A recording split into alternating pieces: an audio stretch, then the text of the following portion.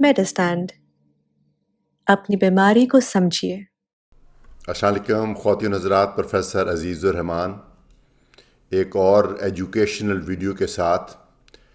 یہ ہے جو کچھ لوگوں کے رات کو ہاتھ سو جاتے ہیں اور کافی اذیتناک یہ سمٹم ہے۔ وہ ایک طرف بھی ہو سکتا ہے، دونوں طرف بھی ہو سکتے ہیں، اور وہ اتنی اذیتناک ہے کہ وہ اس کی وجہ سے سو نہیں پاتے، یا کئی دفعہ سوتے اٹھ جاتے ہیں، پھر دوبارہ نیند نہیں آتی۔ تو یہ کیا تکلیف ہے، اس کی کیا وجوہات ہے اور اس کا کیا حل ہے، اس کے بارے میں یہ ویڈیو ہے۔ تو ٹپیکلی یہ تکلیف رات کو زیادہ ہوتی ہے، اگرچہ دن کے وقت بھی ہو سکتی ہے، لیکن رات کو زیادہ ہوتی ہے۔ رات کو ہونے کی وجہ یہ ہے ایکچولی کہ رات کو جب ہم لیٹتے ہیں کہ ہماری باڈی کا جو پوسچر ہے، جو ہماری ایگزیکٹ پوزیشن ہے باڈی کی مختلف جسم کے حصوں کی، یہ رسٹ کی اور یہ ایلبو کی اور یہ گردن کی، یہ تھوڑی سی بینڈ ہو جاتی ہے۔ ظاہر ہے نیند ہم جب لیتے ہیں تو بالکل ریلیکس ہو کے، فلیکس ہو کے، بینڈ کر کے سوتے ہیں، تو اس لیے وہ اس سے ہوتی ہے۔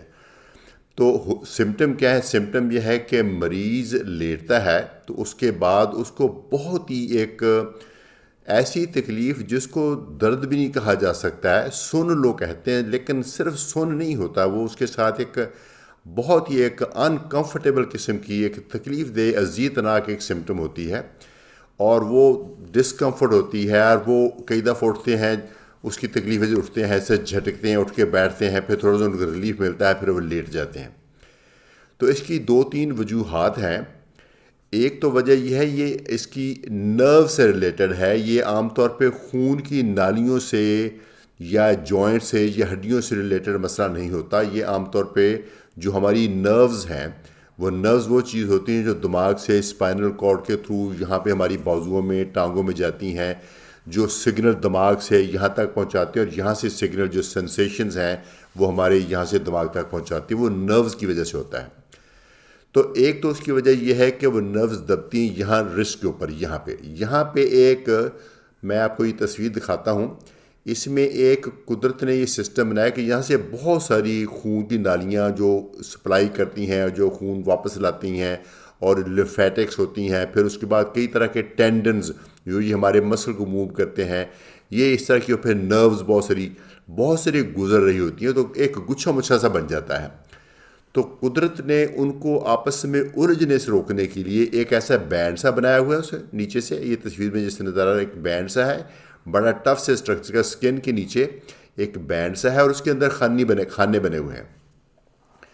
تو جب آپ کا وزن بڑھتا ہے کسی بھی وجہ سے، موٹاپے کی وجہ سے، یا کسی بیماری کی وجہ سے سوزش آ گئی ہے، یا کوئی اور کسی وجہ سے چوٹ ووٹ کی سوزش آ گئی ہے، تو جب سوزش آتی ہے تو یہاں پہ آپ کا جو نروز دبتی ہیں، اور وہ نروز دبنے کی وجہ سے یہ سمٹم آتی ہے۔ تو رات کو جب یہ ہمارا ایسے ہاتھ ہو جاتا ہے، فلیکشن بولتے ہیں ایسے، اور چونکہ اس پوزیشن میں آ کے ایسے ہی رہتا ہے، ایسے بینڈ ہو کے، تو نروز کے اوپر دباؤ زیادہ پڑ جاتا ہے، وہ ایک طرف یا دونوں طرف۔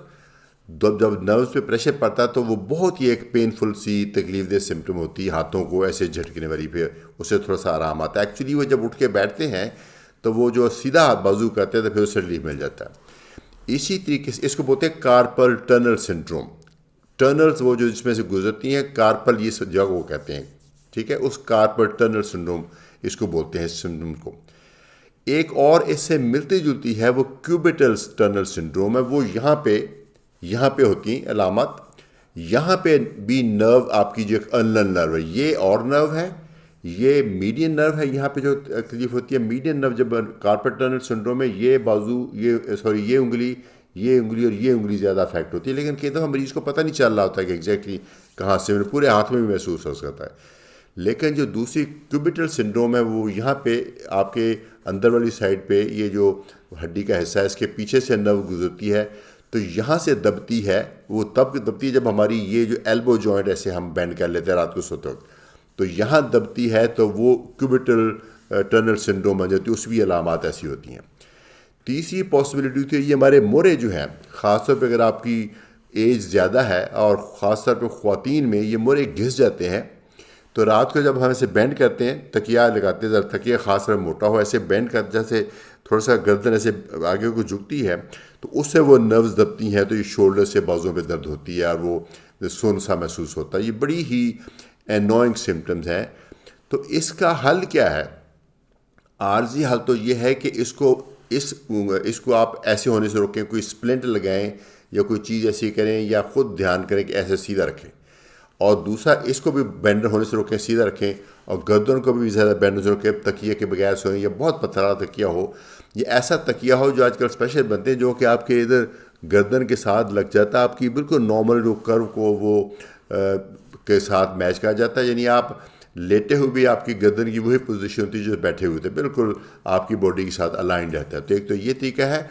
اس کے علاوہ کئی طرح کی ادویات ہیں. کچھ لوگوں میں سرجری بھی کرنی پڑتی ہے، لیکن کوئی نہ کوئی حل اس کا ضرور مل جاتا ہے. تو یہ تکلیف اگرچہ اس طریقے سے خطرناک نہیں ہے، لیکن تکلیف دہ بہت ہے، کیونکہ اس سے آپ کی نیند افیکٹ ہوتی ہے. جب آپ کی نیند افیکٹ ہوتی ہے تو پھر آپ کا اگلا دن بھی خراب ہوتا ہے، اور اس طریقے سے آپ کے کافی بڑا ایک ایشو بن جاتا ہے. اور اس کا ایک کافی حد تک تسلی بخش علاج ہے. اور اس کا جو الٹیمیٹ ٹریٹمنٹ ہے وہ میرے خیال میں یہ کارپل ٹنل سنڈروم کا اور کوبیٹل ٹنل سنڈروم کا جو تو اصل میں ویٹ کم کرنا ہے، لیکن کچھ ادویات دے کے، کچھ یہاں ٹیکہ لگا کے، کئی دفعہ اس کا سرجری کر کے اس کا حل مل سکتا ہے. اسی طرح گردن کے موڑوں کا بھی کئی دفعہ وہ کالر لگا کے، کئی دفعہ کوئی تھوڑی بہت یہاں ٹیکہ لگا کے، یا کئی دفعہ سرجری کر کے اس کا بھی حل مل سکتا ہے. کچھ ادویات بھی اس پہ آپ کی ہیلپ کر سکتی ہیں.